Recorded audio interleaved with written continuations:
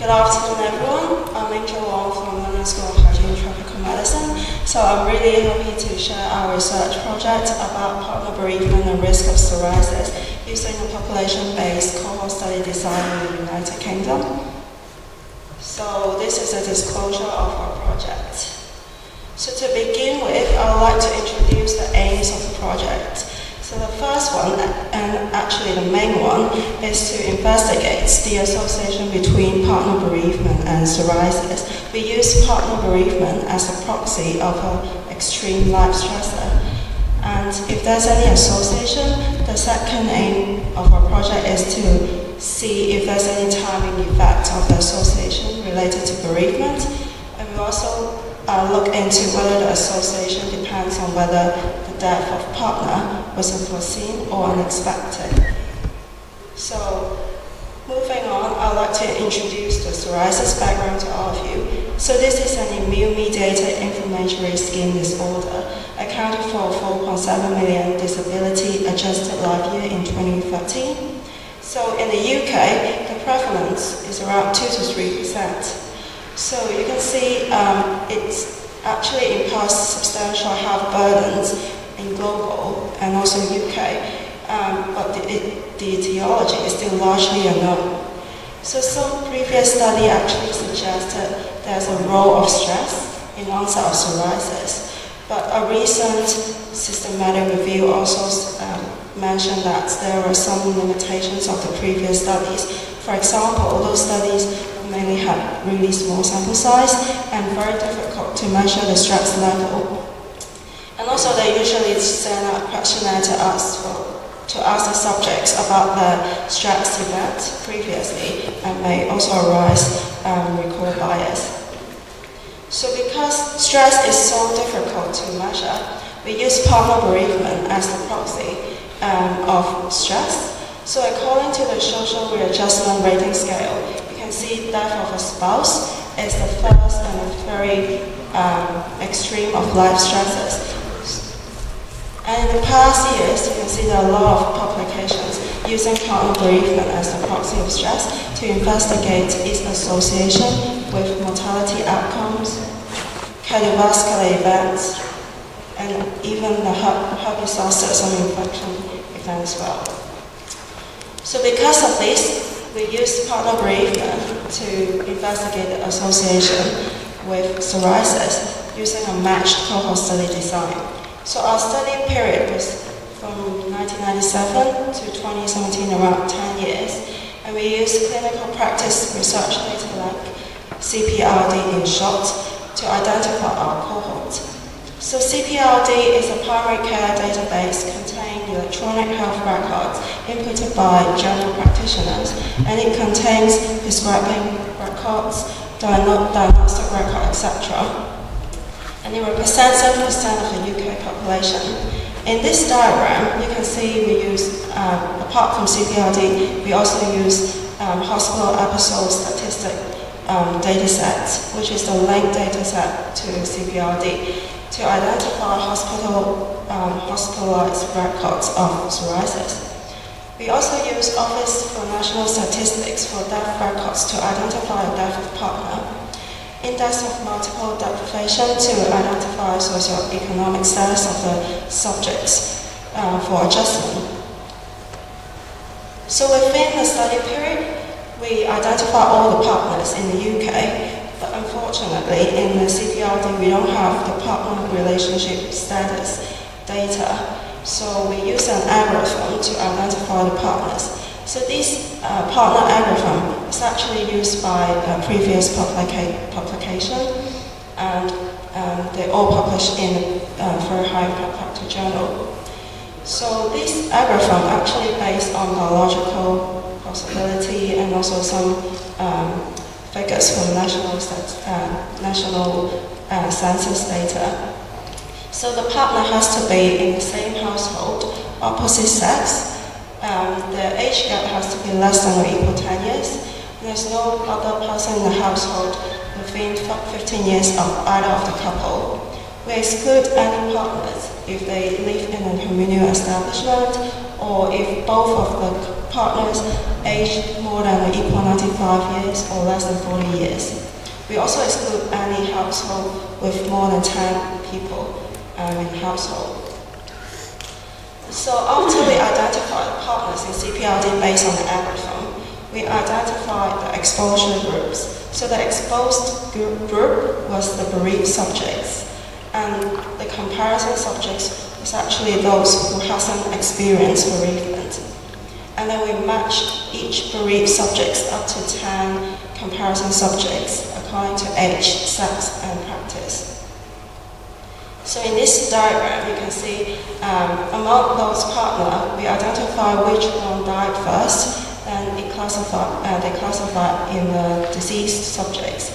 And the bereaved subjects, we started the follow-up on the date of the partner died. And before they experience bereavement, those person time can be contributed to the comparison cohort. And we've started the follow-up of the comparison cohort on the index they match to the bereaved cohort. So our outcome was the first record psoriasis in CPRD or HAS data. So therefore, they can be diagnosed in general practice or hospitals. We excluded any history of psoriasis before the index date of the included subjects. And the psoriasis was actually identified by ICD codes and RIG codes, and those codes are well validated in previous study. We use a stratified cost regression to estimate the hazard ratio and adjust for several covariates including body mass index, alcohol consumption, smoking status, socioeconomic status, and chosen comorbidity index categories. We also investigate the time effect since bereavement according to these time intervals. So we use complete case analysis to address the missing values issues. In our data set, actually, our missing values for smoking, BMI, and alcohol was really low, around less than 10%. We also conducted subgroup analysis according to age and sex, and death of partner was unforeseen. So we used two indicators to see if the death of partner was unforeseen or not. The first one was age-adjusted chosen comorbidity index. So if the partner has a higher chosen comorbidity index, it's more likely to foresee their partner died.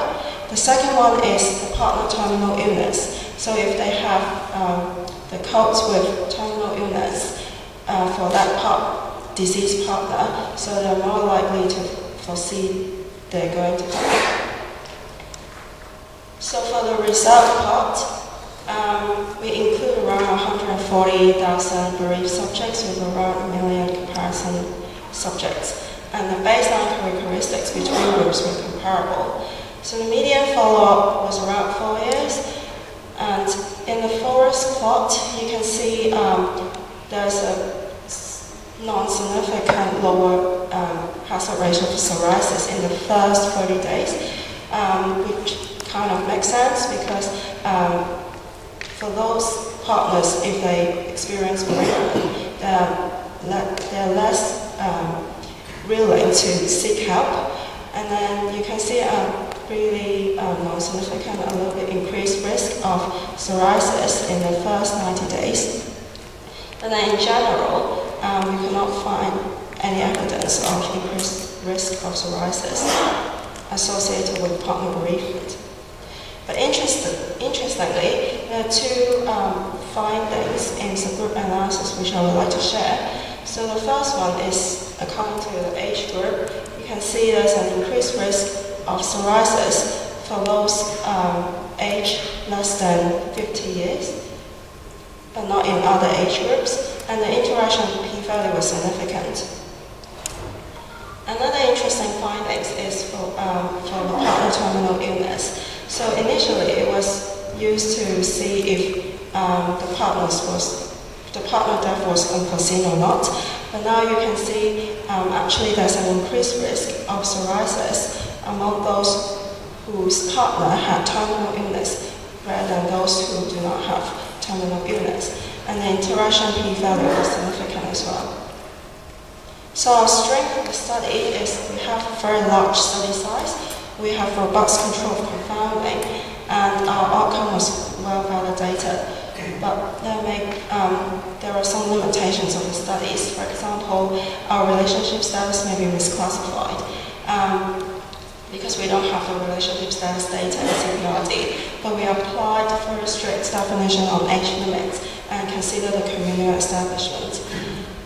The second limitation is that we may misclassify the bereavement because there's a recent paper showing that the death date of CPRD may not be accurate. So we also use OLS data to validate our findings, and we have similar findings and think that it's really unlikely to affect our results. So in conclusion, there is no association between partner bereavement and psoriasis. However, there's some possible association among two groups of people. The first one is the young bereaved partners. So we hypothesize that those young partners have unexpected and rare death because they're young and they have slightly longer follow-up, so they're more common to be diagnosed incident psoriasis. And also they may have more life challenges because they need to take care of the children. So they're under chronic stress instead of the acute stress, partner bereavement. And the other group of subjects are those whose partner had terminal illness. So because they need to provide long-term care for partners with a terminal illness, so we think that they actually under really chronic stress. Therefore, we may see the increased risk of psoriasis. So for future directions, we use data from Denmark to replicate the study because the Denmark database had the data on partnership and they have detailed hospital-based diagnosis that can actually validate our findings. And we would like to conduct some future study on acute stress to see if this has association with disease worsening instead of triggering psoriasis. And the second future direction is to look into whether there's a role of chronic stress in psoriasis onset. So there's a very recent JAMA paper looking into the association of stress-related disorder with subsequent autoimmune disease, including psoriasis, and they showed an increased risk of psoriasis associated with stress-related disorder. So it may actually suggesting that chronic stress could be a role in triggering psoriasis. So I'd like to thank my supervisor, Sinead and Sebren, in our project, and my team members and the funding source. Thank you. I'm going to take the chairman's prerogative and ask the first question. I think this is a fascinating study, very elegantly done. I like the way you looked at finding the partners, possible partners, and also looking at whether it's expected death or unexpected death. So what I want to ask is, I'm not sure whether you mentioned it, but would you look again at not just instant cases, but look at, I know you excluded patients with already psoriasis, but to look at worsening psoriasis, or maybe where they had psoriasis when they were younger and then it came back with the extra stress? Thank you for your question. Actually, we are looking into the psoriasis worsening indeed. We're trying to keep those with prevalent psoriasis and see if they have increased with psoriasis as well in the statistical analysis, but we don't really have time to present it. It's still ongoing, so yes. Yeah. Maybe come back in August and tell us about that. Do we have any questions from the floor?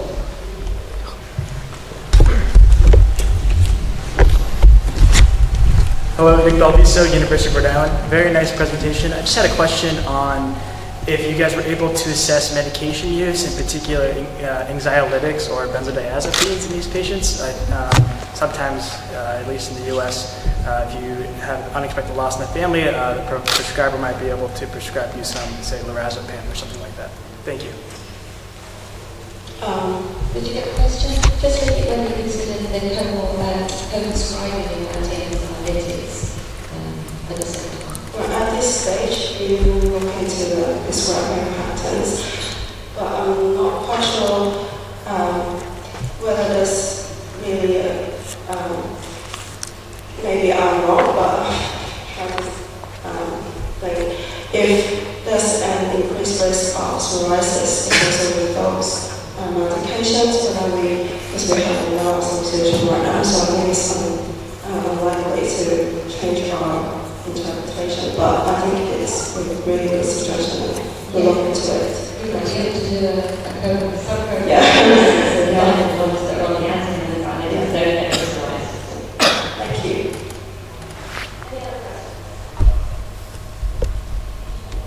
Okay, so we started in late. I have a question. We know treatment of guideline will change over the 20 years. So do you consider the bias of the change of treatment guideline for the psoriasis? Treatment guideline of psoriasis will change over 2 decades. You mean our study findings whether they will change the treatment guidelines of psoriasis? Is that? I think our project would like to see if there's any association between stress and psoriasis. So because we don't find any association, so I guess maybe it's still really early stage to say the change in guidelines. But yeah, maybe. Hopefully we can. Yeah.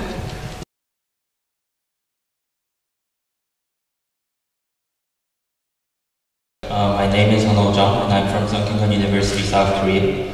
And my research topic is antidepressants, NSAIDs, their interactions, and the risk of major adverse cardiovascular events, a nationwide cohort study. Before commencing, I would like to thank my co-first author, In-sun Oh, and my advisor, Judy Shin.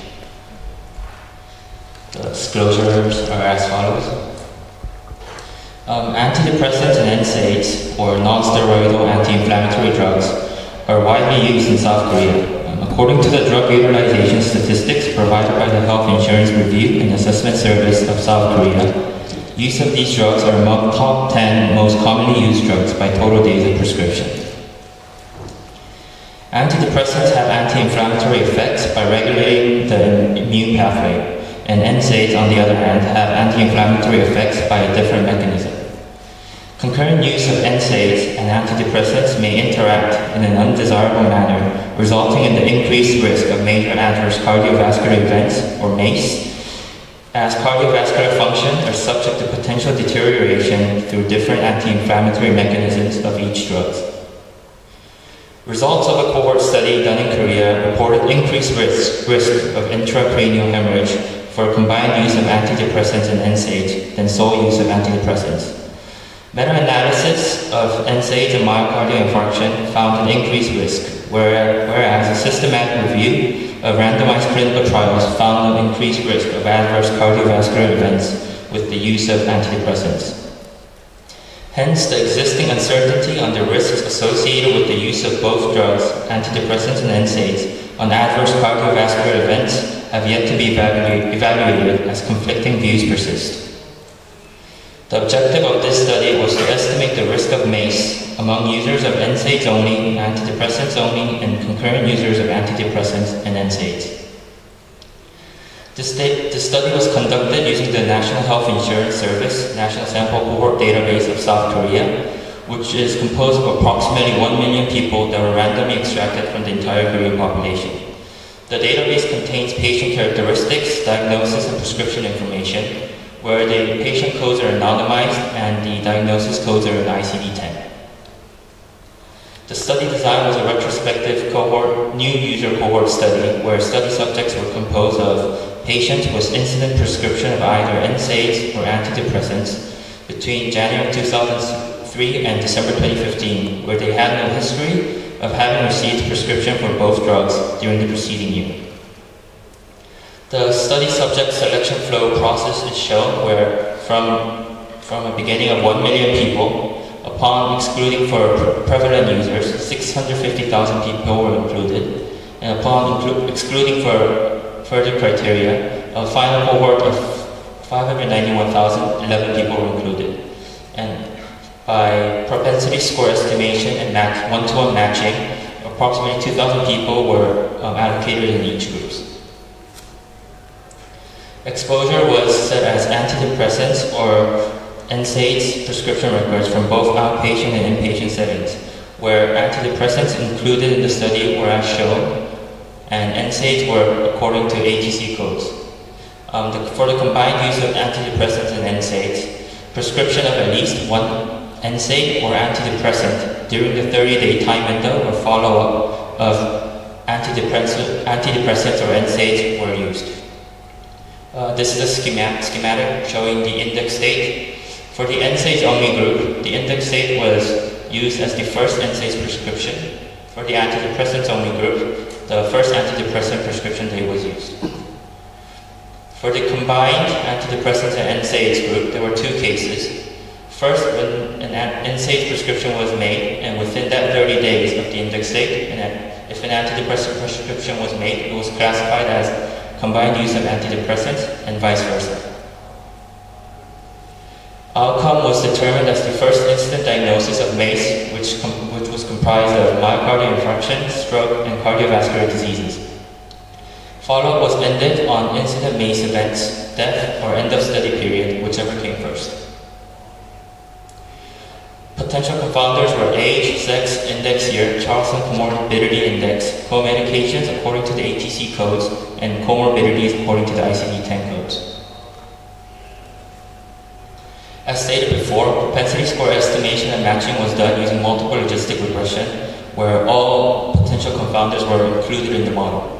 A greedy 5-to-1 matching macro was used for matching, and a C statistics of 0.6 to 0.8 was used for model discrimination, where the C statistics for our research was 0.65 and 0.729. Absolute standardized difference was calculated for all categorical variables. Incidence rate of MACE per 1,000 person years was calculated, and a multivariable cost proportional hazard regression was used to calculate hazard ratio and its 95 confidence interval, where death was treated as a competing risk.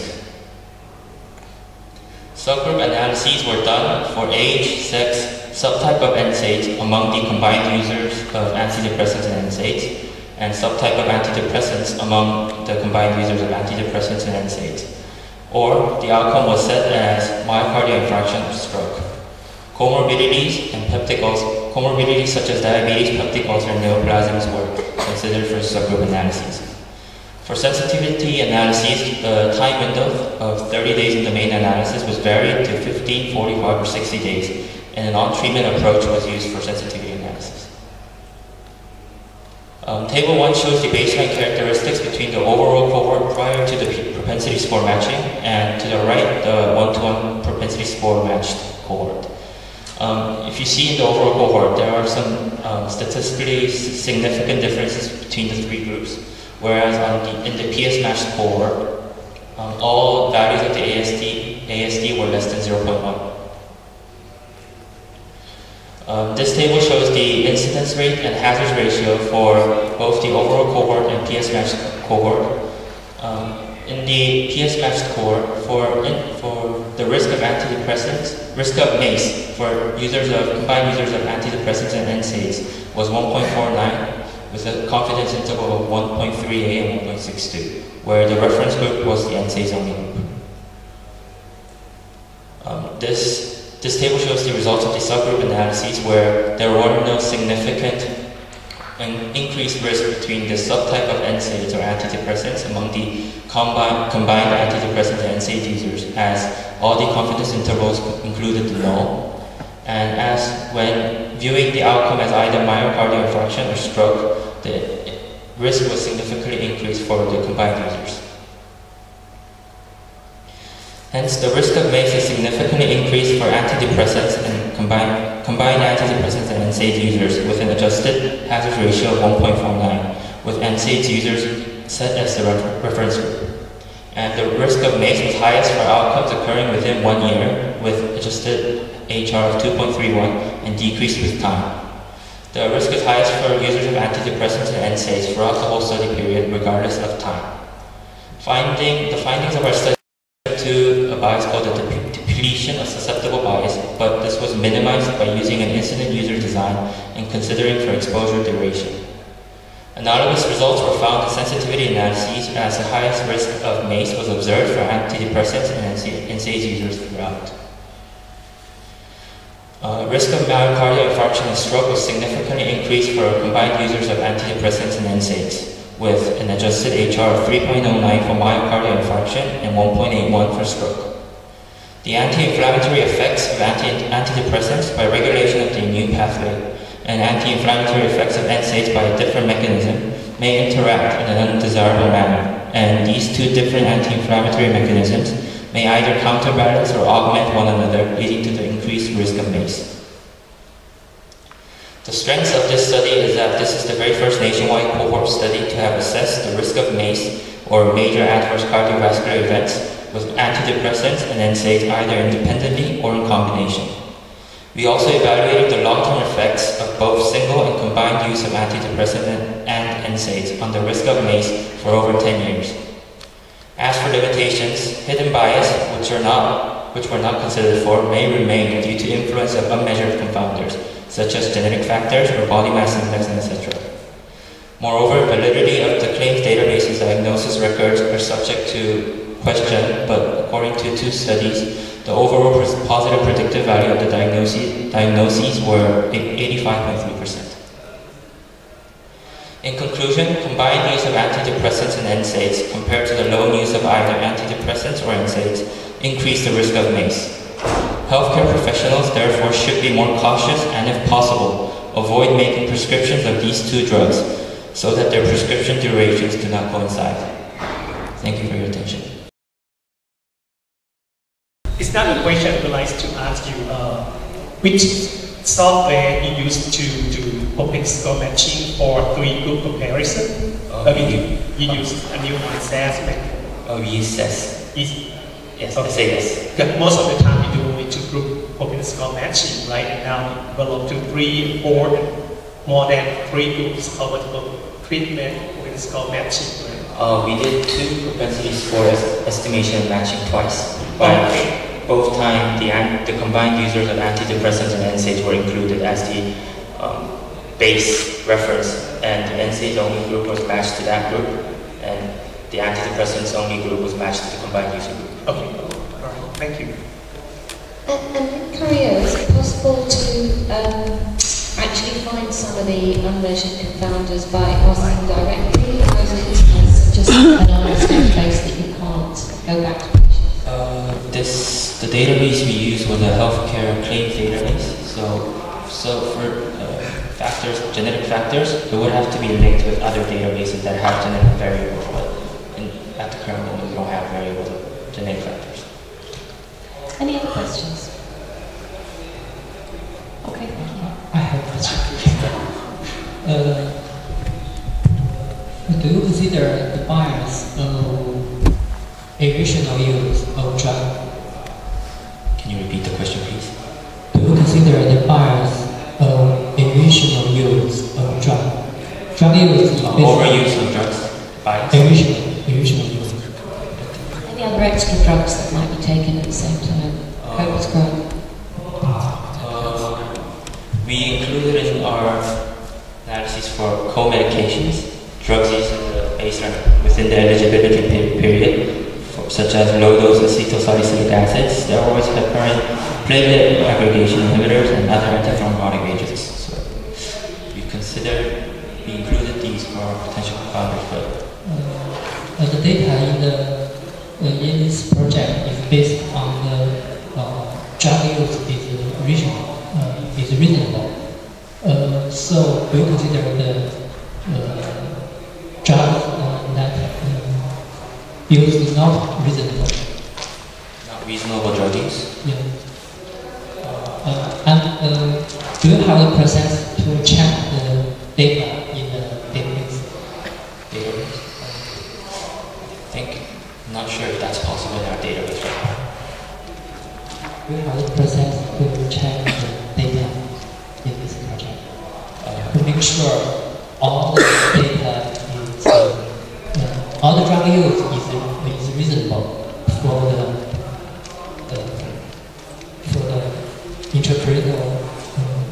hemorrhage. Intracranial hemorrhage. Which slide are you talking about? Can you specify? Maybe the NSAID is reasonable for the disease. Maybe the drug used is not reasonable. So it's wrong. The drug used is wrong in this disease. Do you consider all the data included? I think it would be quite hard to actually ascertain whether the drug use was reasonable or not. It's a national database, isn't it, of prescriptions. It's only a claims database, so only the record database. But maybe it's not correct. Okay, thank you. Thank you.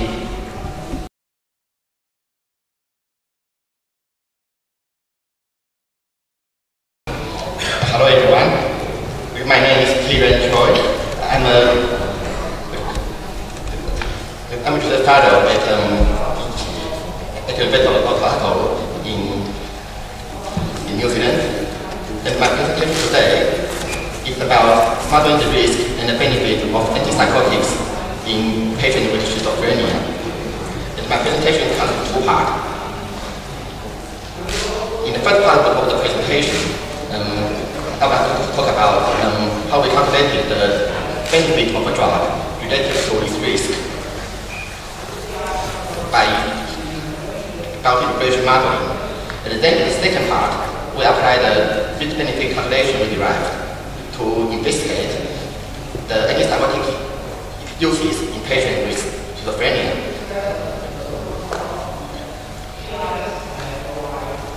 So the motivation of this study is around the argument that both the risk and the benefit of a drug are equally important when we make clinical decisions. And as an example, many studies show that antipsychotics has many known adverse drug reactions, including but not limited to gastrointestinal and cardiovascular problems. However, in patients with some other conditions, we'll need to use them to control their symptoms. So in this situation, it becomes very important that we work out the trade-off between the benefit and the risk. And before we decide which antipsychotics we want to use. So in these studies, we start by developing an algorithm to calculate the risk-benefit score, and then we apply the algorithm on antipsychotic drugs to work out the optimal treatment options for patients with schizophrenia.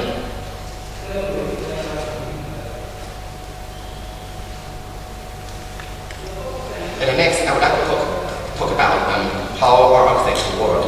So, in general terms, any individual exposed to a drug is likely to recover, as well as experiencing a drug event.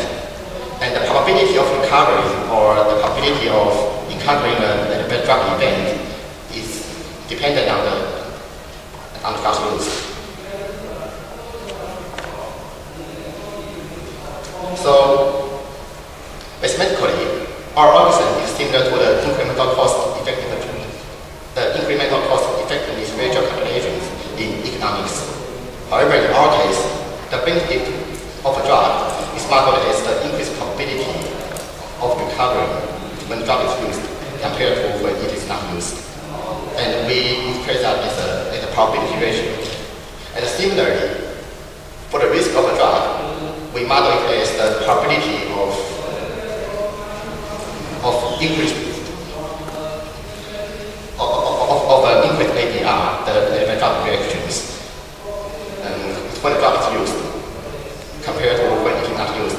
And again, we express that as a probability ratio as well. And now for the risk-benefit score, we take that as the log ratio of the two probabilities. probability ratios B and R. And if the score is positive, then which means the benefit is greater than risk. Otherwise, it's the other way around.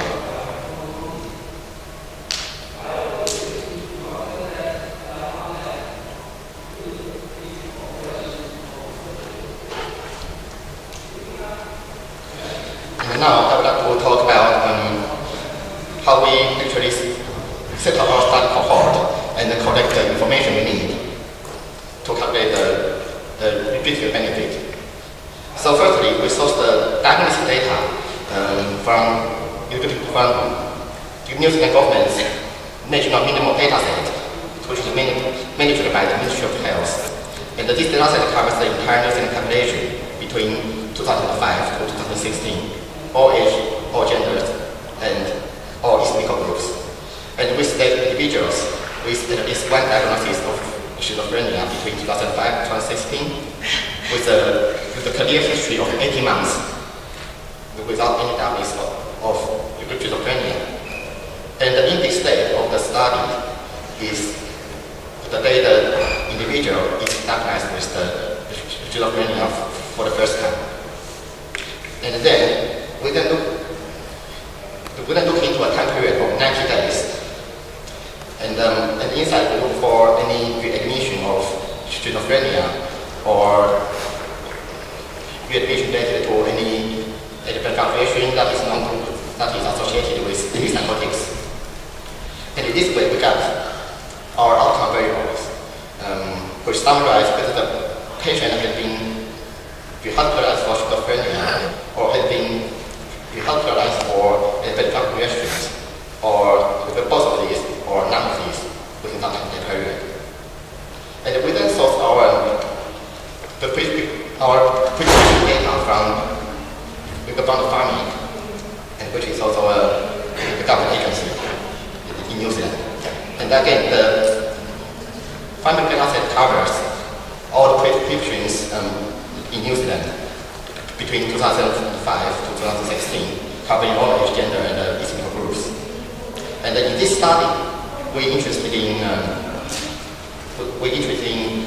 closing the first generation antipsychotics, FGA, and the second generation antipsychotics, the SGA. And using this data, and then we can work out our exposure variables. Whether or not the individual has been using only the closing, or only the SGA, or only the FGA, or any combination of these drugs, or they can use any of these within that time period. And then we have the variables we need. So we can get the probabilities we need for the risk-benefit ratio using autonomial regression. And then we can apply the delta method to work out the variance of the risk-benefit scores and the 95% confidence intervals.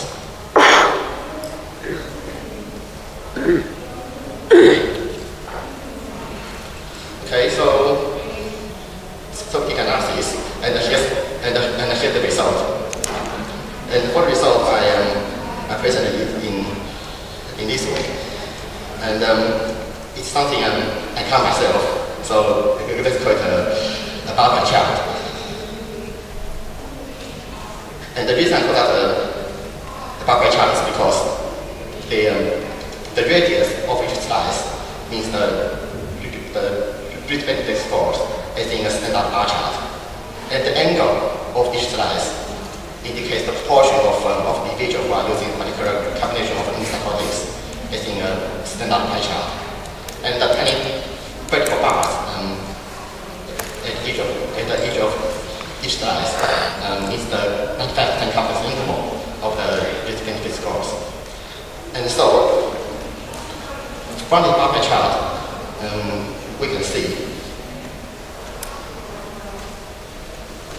that antipsychotic combinations involving the SGA and the clozapine are the best options because the risk-benefit score suggests that the increased probability of recovery is much higher then the increased probability of actually getting the drug reactions.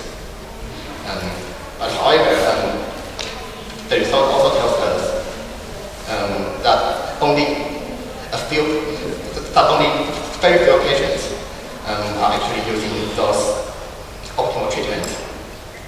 So, which means the antipsychotic treatment in patients with schizophrenia is not very good. It's very inefficient.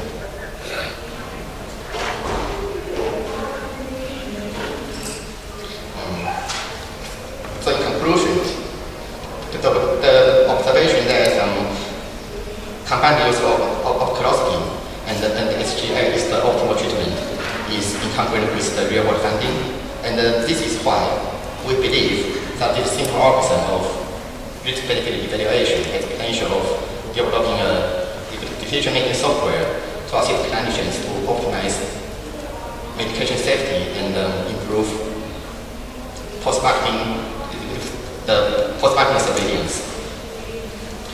And of course, at this moment, we have only made an initial attempt, and we are still testing that other drugs to see if it always works. So in the future, we can, for example, take into account the order of the prescriptions, and also we should also consider that some of the drug reactions are less tolerable than others. And of course, in terms of statistics, we are also trying other cohort designs and the probability model to see if they work better.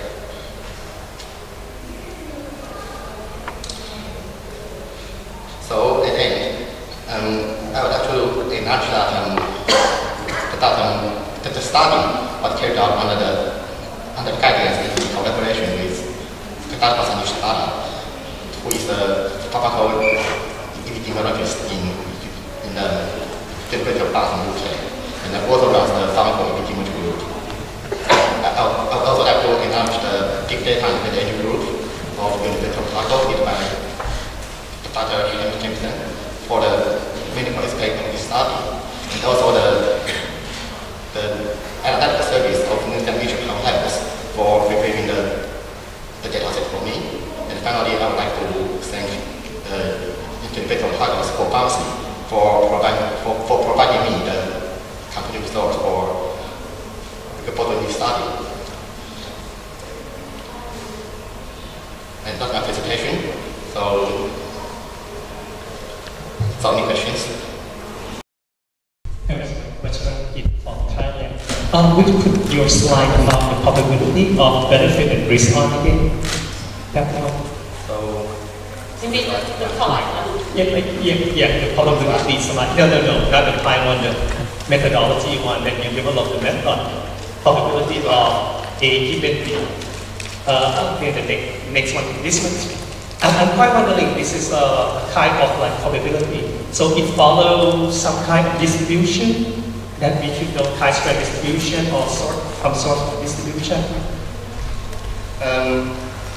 Actually, we are showing it's a multinomial distribution because we have 4 possible outcomes. The probability is going to add up to 1. Okay.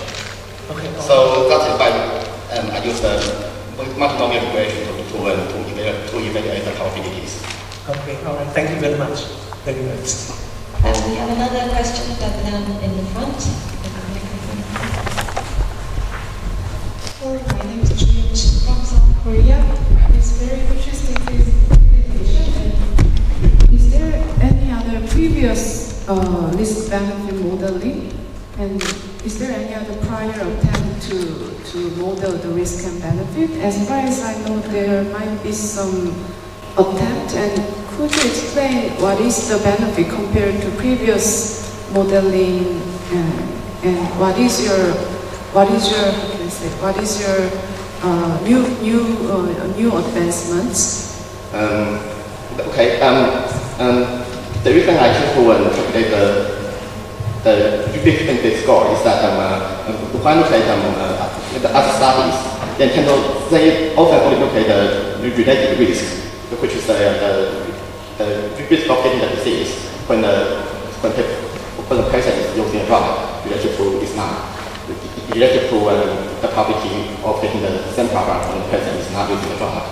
But the problem is that that doesn't really account for the benefit of that. And you can't really say, okay, because the drug is bad, but then you shouldn't use it. Because if you don't use it, then you won't get recovered. So that's why we need to take balance of the risk and the benefit. We sort of actually quantify the benefits at the same time. Yes. Is this answer your question? Or? Rather than just saying it works, just how well it works.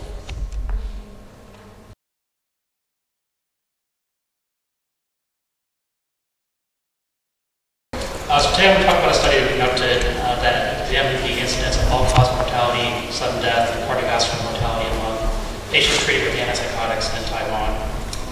We'll start with a few disclosures. The study was conducted with Taipei Medical University in collaboration with Janssen.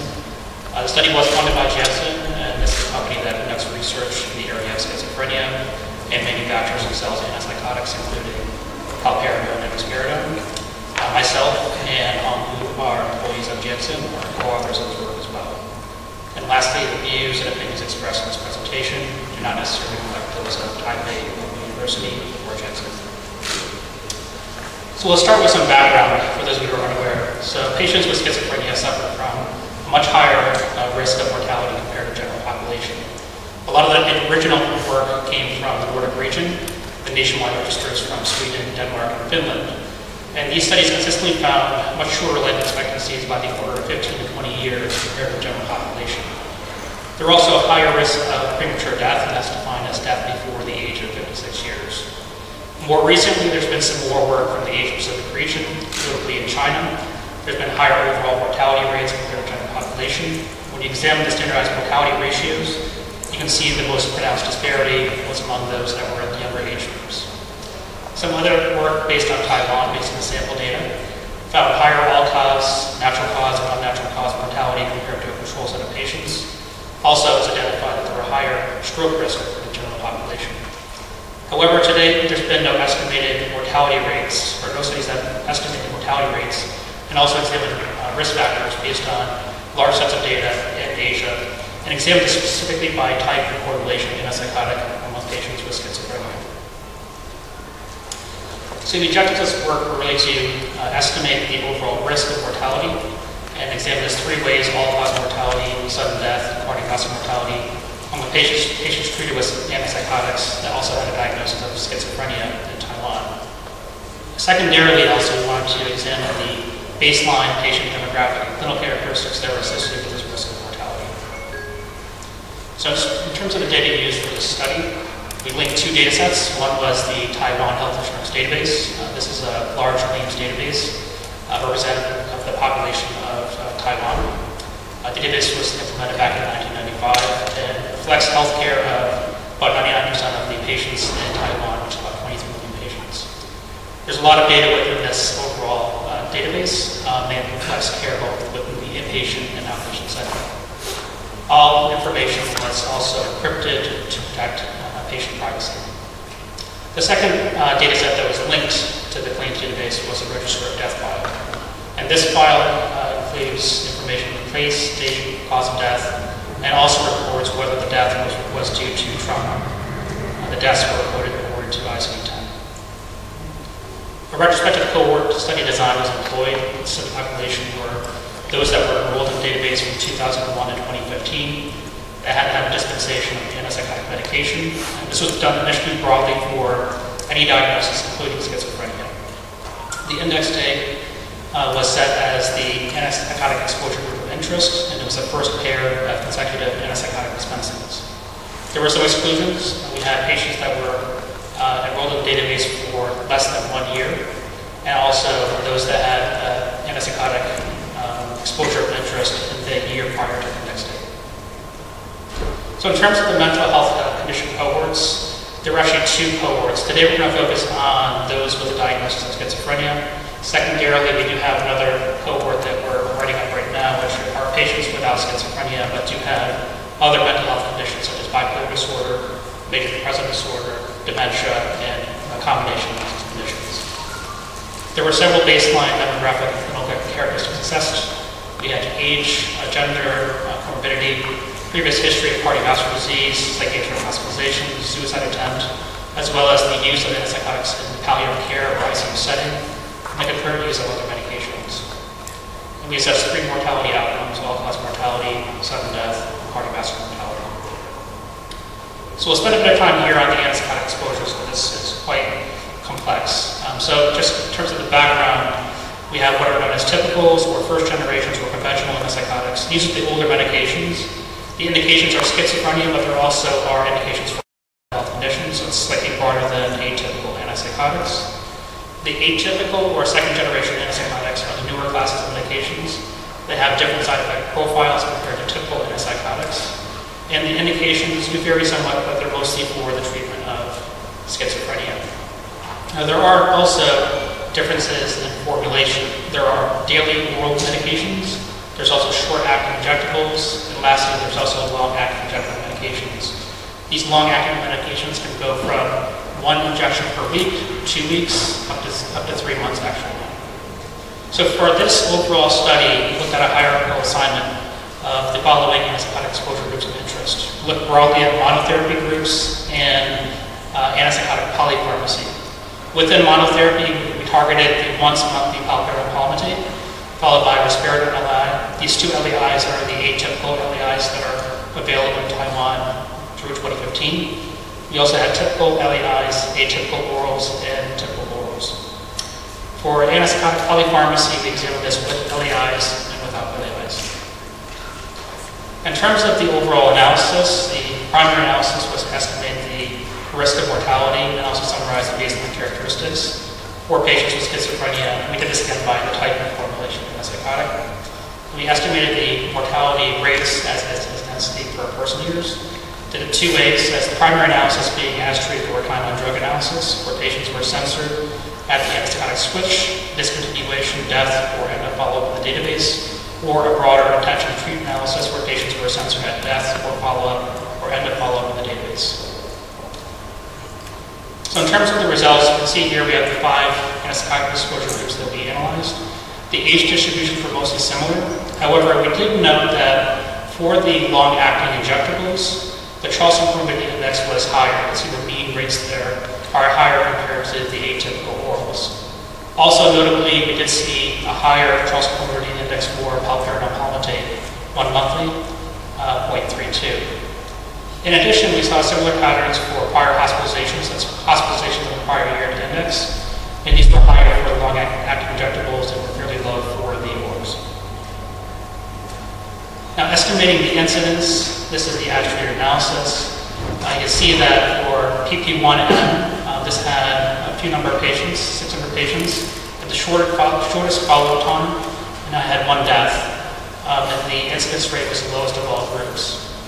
The other antipsychotic exposure groups, we had similar rates for risperidone LAI, atypical orals, and typical LAIs, and had a higher incidence estimate for typical orals. Antipsychotic polypharmacy, there were a few patients that actually had antipsychotic polypharmacy in this analysis. However, we did note that polypharmacy with an LAI was higher compared to polypharmacy without an LAI. So blowing this out a little bit here, you can see we have the 3 mortality outcomes. You can see all-cause mortality on the left, which are looking at those results, sudden death in the middle, and cardiovascular mortality to the right. And again, very similar patterns. We had the lowest estimate for PP1M, similar estimates for risperidone LAI, atypical orals, and typical LAIs, and the highest incidence estimate for typical orals. So in terms of the discussion, for the 3 mortality outcomes assessed, we did see this highest incidence among typical orals and lowest among PP1M. There was also, however, this very short follow-up time of PP1M. This is really expected because PP1M was the most recently available antipsychotic available in the database through 2015. The mortality risk was similar across 3 groups: risperidone LAI, oral atypicals, and typical LAIs. And this lowest risk of PP1M is actually consistent with a recently published analysis based on nationwide data from Sweden. We did find that there were insufficient numbers of deaths, only being 1 among the users of PP1M to perform comparative adjusted analysis. As one of the next steps actually in this analysis, we're combining PP1M and risperidone LAI into one group atypical LAIs and do the comparative analysis and estimate hazard ratios. Antipsychotic polypharmacy with LAI also had a higher risk compared to polypharmacy without an LAI. However, we know that there was very few patients that actually had polypharmacy. And of note, the polypharmacy rate was much lower than other estimates within the region, notably Japan. We also noted that PP1M patients had a higher baseline morbidity compared to the other users of antipsychotics, and we believe that this suggests the potential for channeling of PP1M as a new medication on the block. So lastly, in conclusion, this study did not find an acute signal of death among the users of PP1M in Taiwan, despite the evidence of potential channeling of sicker patients to PP1M. Maybe only discuss with you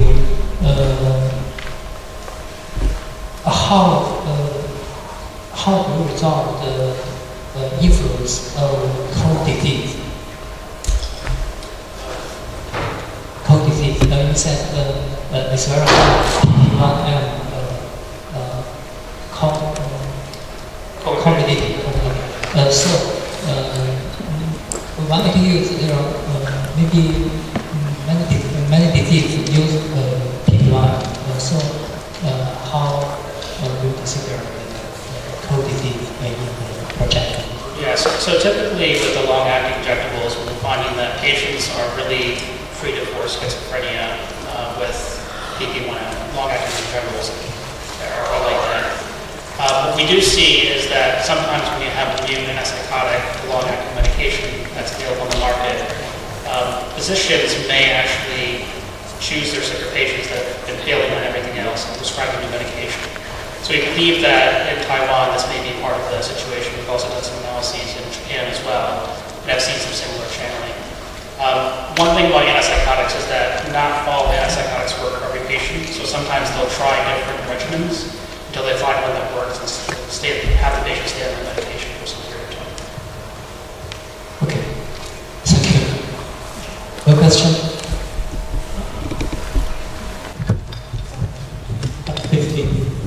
Thank you for your presentation. I'm Takeuchi from Japan. Please explain how to identify sudden death in the database. Because in Japanese database, sudden death is not hard to identify because the lack of the corresponding ICD code, 10 code. How? Well, thank you for your question. I do not have the algorithm here, but there was a paper that we had cited that had examined a variety of ICD-10 codes, and then also there were certain exclusions in terms of certain types of tests, but I can follow up with you offline to provide you with a reference. But you're right, it's not one ICD-10 code. Okay, thanks.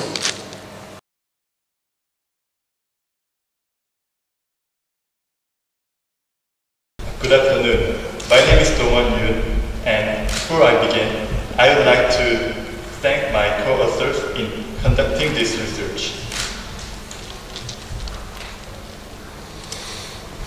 In recent 10 years, consumption of opioid analgesics has gradually increased in South Korea. The total number of prescription days of opioid analgesics has nearly doubled over the past decade. Despite opioid analgesics are essential for pain management, they may cause several side effects, even addiction. Hence, around the world, opioid-related problem is a rising issue. Especially in the US and Canada, there have been a phenomenon called opioid crisis, such as opioid-related deaths and opioid addiction. For our objective, we aim to analyze demographic, socio-economic factors related to sustained use of opioids, and verify other associated factors. We use Korean National Health Insurance Service National Sample Code database. This database is composed of approximately 1 million people, randomly extracted from the Korean population, and covers 12 years of data.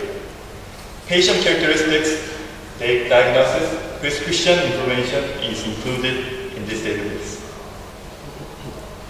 For inclusion criteria, outpatient prescribed with opioid analgesics at least once in January 2009, followed up for 16 months. For exclusion, inpatient or patient with cancer were excluded. Our study drugs were 15 opioid analgesics approved in Korea before 2009. We use group-based trajectory model to classify patients who prescribed opioid analgesics. This method was developed by Jones and Najee to analyze data of several people and group them based on their characteristics. They defined a trajectory as the evolution of an outcome over age or time. The probability of belonging to the trajectory was calculated for all objects, and it is assigned to the trajectory corresponding to the highest probability. Using this method, we can determine the associated factors, including demographics, comorbidities, and communications of each group. There are 3 models in GBTM, and the model is determined according to the format of data. In this study, our data was binary data, so we used logit model. The trajectory model was coded as a dichotomous variable where 1 was assigned for cases with an opioid prescribed duration of at least 80% each month, and 0 for other ones. Thus, we can observe time series pattern of trajectories. This is a concept for how to code the logit model. To create final dataset, there are a number of days of opioid analgesics prescribed per month.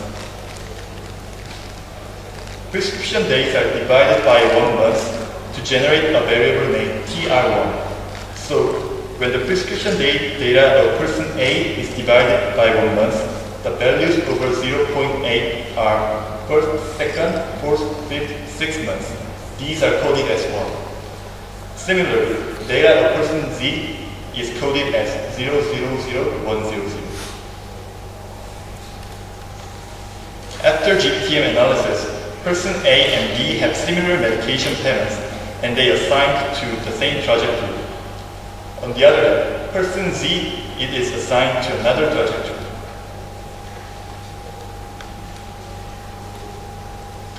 Goodness of model fit was evaluated by BIC, with lower BIC indicating a better model. From result of analysis, 3 trajectories were identified: high sustained user, slow killer, and early killer.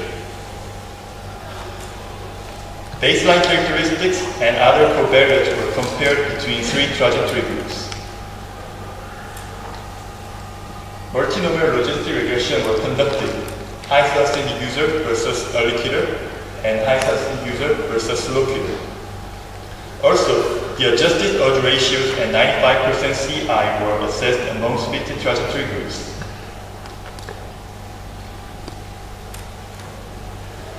Among 15,000 of patients, high sustained user was 4.6%, and slow killer was 11.2%, and most patients were assigned to early killer, 84.2%. In high sustained user, their odds remained constant at 0.7. Opioids were used consistently in the treatment of chronic pain. On the other hand, in early killer, they discontinued opioid analgesics very rapidly. In baseline characteristics, we observed women and the elderly were more common in high sustained user compared to early killer. And never smoker, alcohol abstainer accounted for the highest proportion. And CCI was higher in the high sustained user group compared to that of early killer.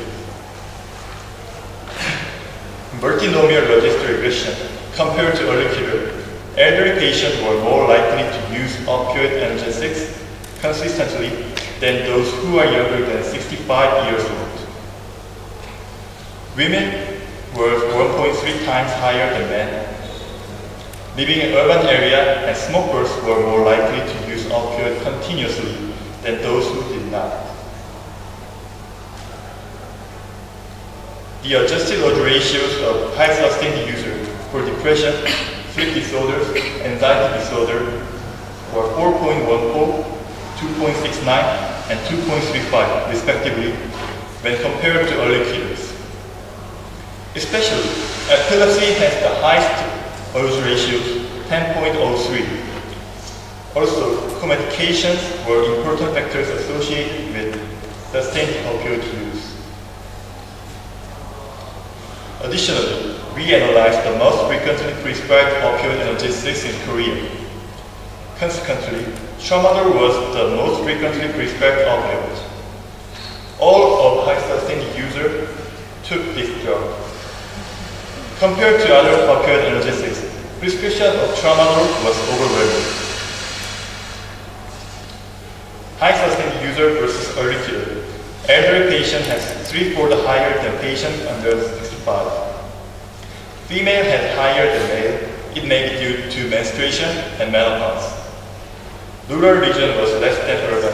It suggests city people have high accessibility to medical use and they can easily prescribe opioid analgesics. Mental-related comorbidities and epilepsy were strongly associated with sustained use of opioid analgesics. High sustained user versus low killer, there are no significant difference between two groups except depression and epilepsy. Thus, compared to each group, in high sustained users, depression and epilepsy were the strongest predictor of sustained use of opioids. Strength of our study, patients were assigned using statistical method rather than researchers' judgment. Second, we can observe time series pattern with group trajectory.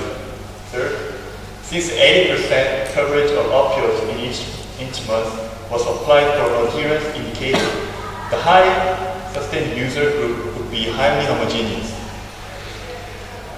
Despite our findings, we have few limitations.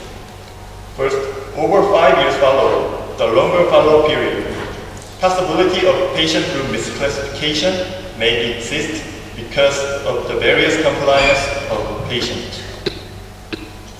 Second, with prescription data, we do not know whether patient actually took the prescribed medications.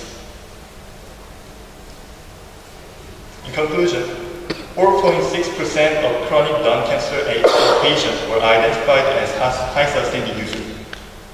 And we verified several factors were associated with sustained use of opioid. Therefore, healthcare provider and patients should be aware of the factors that affect sustained use of opioid, and each consequent adverse event should warrant the attention. Thank you for listening. Thanks for your presentation. My question is about the method you use, the GBTM. Yeah, I'm just interested in this method. So we could use this method when we do a cross-sectional study to group the patients or the case, right?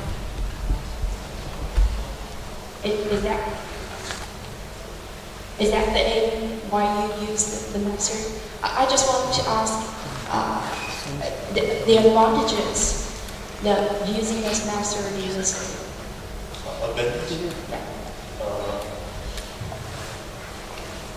Because this is the first time that I know the method, so I just want to ask.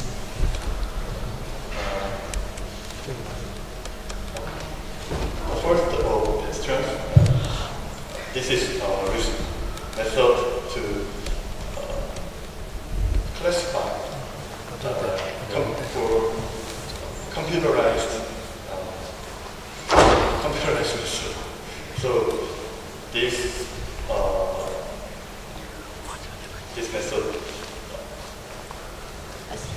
So when we use the method, is that we can consider a lot of factors compared with the researcher's judgment, or what advantages do we use? We don't need a specific researcher's judgment because GBTM classifies.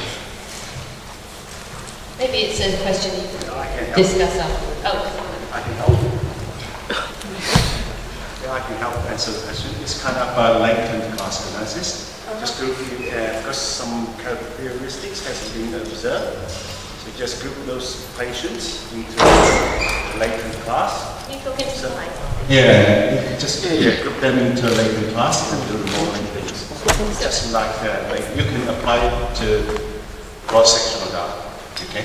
Yeah. So it's like the principal score. Sort of, but not necessary yet. You know what? In longitudinal study, we have multiple measurements over time. Now we can model each group or each individual over time. Model conditional or predictors. Predictors can be changed over time also.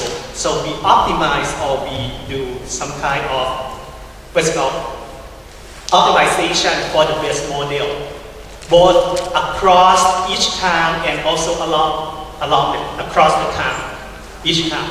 So we optimize error for each cross-sectional and then along the time, across the time, longitudinally. So it's an optimization method for both cross-sectional and longitudinal together. But what we did is a group-based trajectory. It's a short longitudinal study for each group compared to two groups.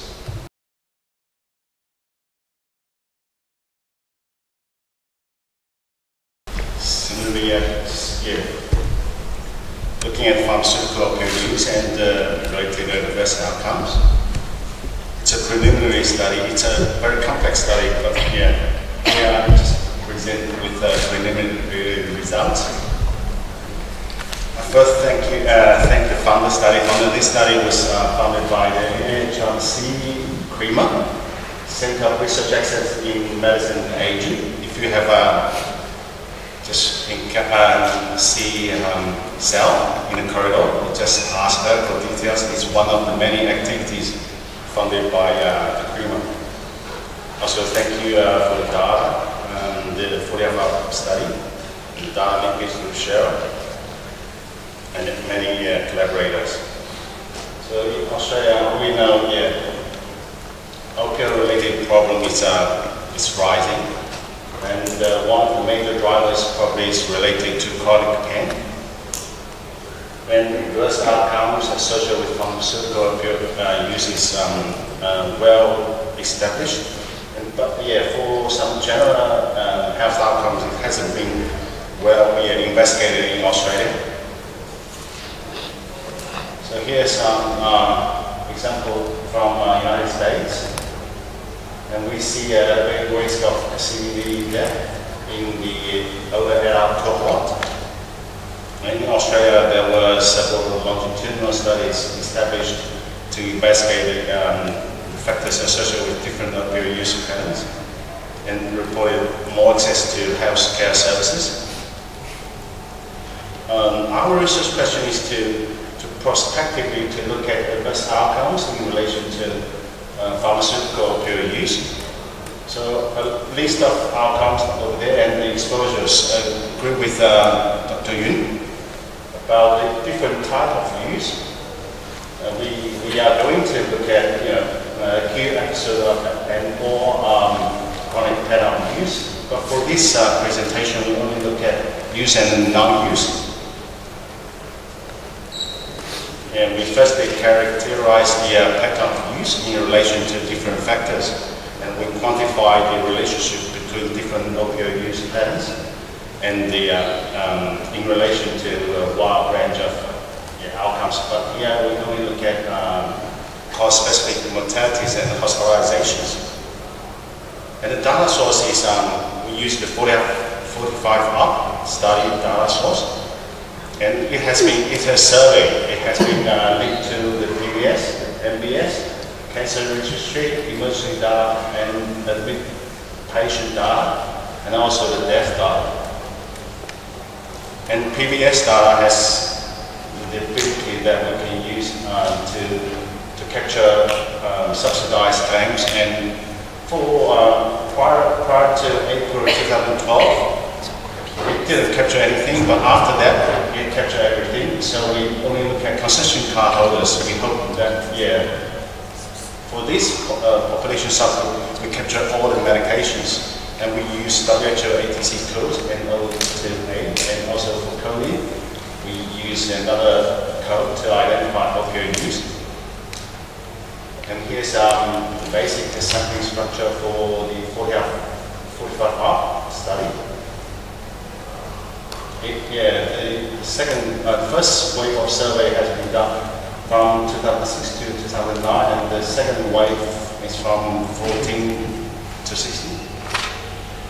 The data linkage has been conducted by Scherer and the Sachs Institute. Here's some preliminary results. We only, as I mentioned before, we only look at use and non-use. And factors in relation to opioid use, we have identified those being younger in the study population, males, urban residents, and those with higher family income and higher education attainment. And here is top 5 leading cause of death. So obviously cancers, and the following has been followed by musculoskeletal conditions, mental disorders. And here are top 5 leading causes of hospitalizations. Infectious disease was the top one. Well, you can see here the rate ratio is not that, the effect size has not that big, big. And we identify about 36% risk elevations for hospitalized injury and poisoning. And we have limitations. Study population concession cardholders, the beneficiary status could have been changed, and we don't have those information. And we didn't include N07 BC that has been used for treating opioid dependence. And we include cancer patients. At this stage, we want to quantify the burden at the first place. So future work, we are going to look at the different patterns of pharmaceutical opioid use, and we are going to evaluate different adverse outcomes in relation to time-varying opioid use patterns and doses using traditional models.